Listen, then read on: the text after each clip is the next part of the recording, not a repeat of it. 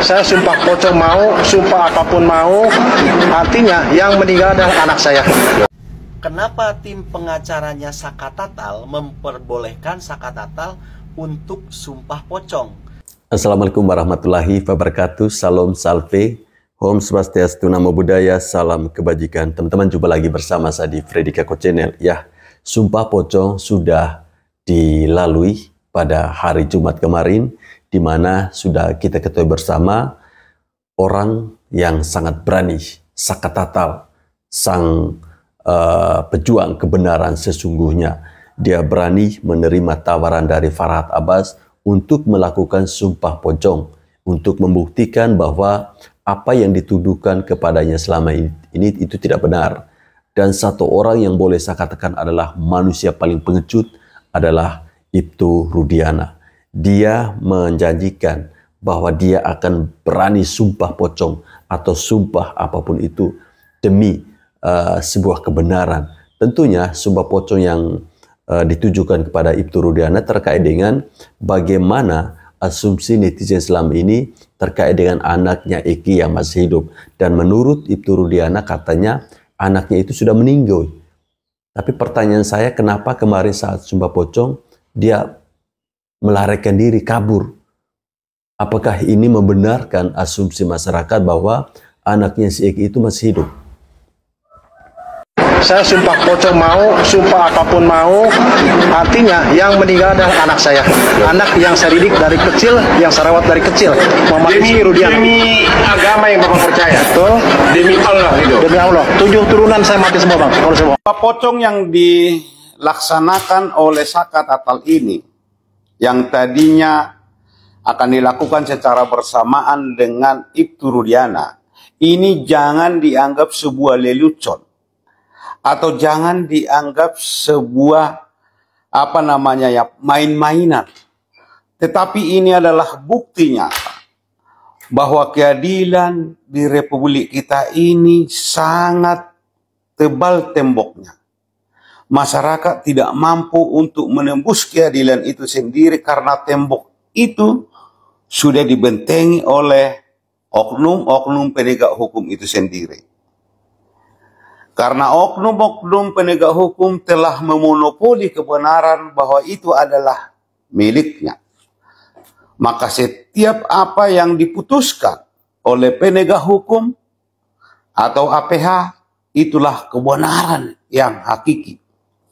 Maka oleh karena itu, jalan keluar supaya paradigma atau hukuman sosial terhadap seseorang yang telah dihukum oleh hukum yang tidak benar itu, maka dilakukanlah sumpah pocong ini, paling tidak untuk membersihkan namanya di hadapan masyarakat bahwa dia tidak melakukan sebagaimana yang dituduhkan oleh penegak hukum yang zolim itu.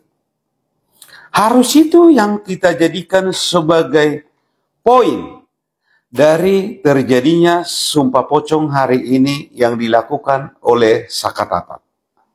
Dan ini adalah merupakan kearifan lokal yang mungkin juga suku-suku lain ada tradisi serupa, walaupun bentuk pelaksanaannya mungkin tidak seragam dengan apa yang terjadi sumpah pocong hari ini. Tetapi poin yang bisa kita ambil atau yang kita simpulkan pada hari ini adalah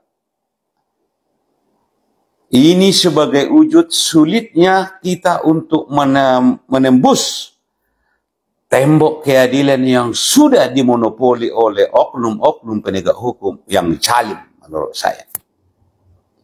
Kalaulah sekiranya penegak hukum kita itu memang betul-betul penegak undang-undang, berdiri di atas kebenaran, berdiri di atas bukti, berdiri di atas fakta, ini sumpah pocong ini tidak perlu terjadi.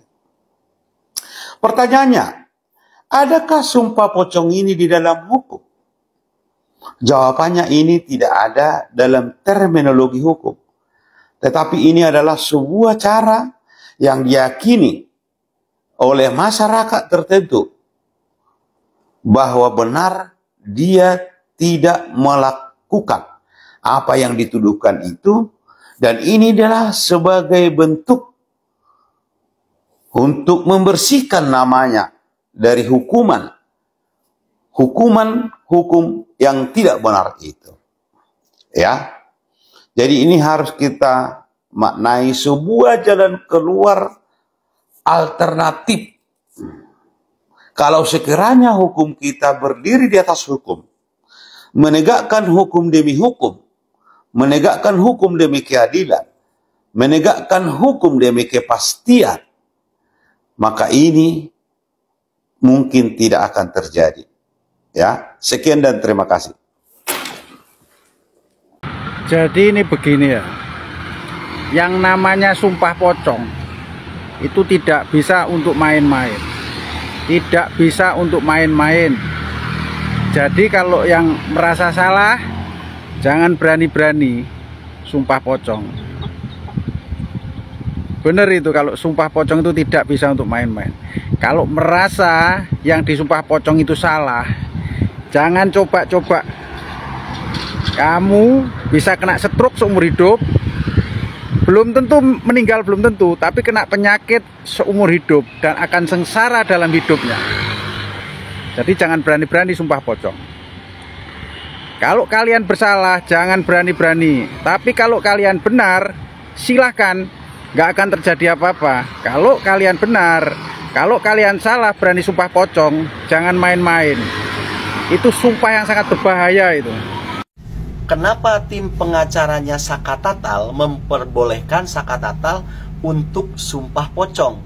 Apa mereka nggak tahu kalau sumpah pocong itu tidak ada di dalam undang-undang Indonesia, yang ada sumpah di bawah kitab suci?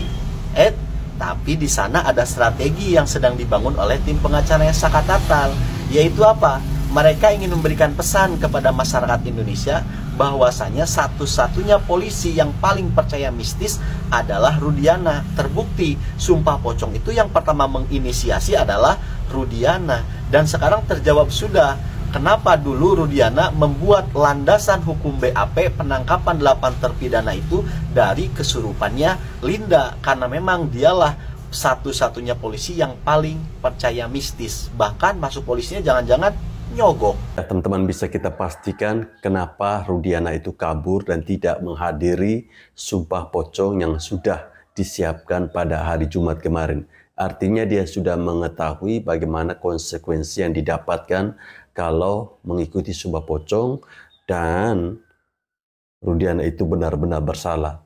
Ini bisa dipastikan Rudiana ini berbohong ya, karena dia takut, dia sudah mengetahui efeknya apa. Kalau dia mengikuti sumpah pocong, artinya 7 turunan sesuai janji yang dia ucapkan itu akan benar-benar terjadi. Bagaimana pendapat dari teman-teman terkait dengan Rudiana ini yang saya cap dia sebagai pengecut? Silakan menulisnya di bawah kolom komentar.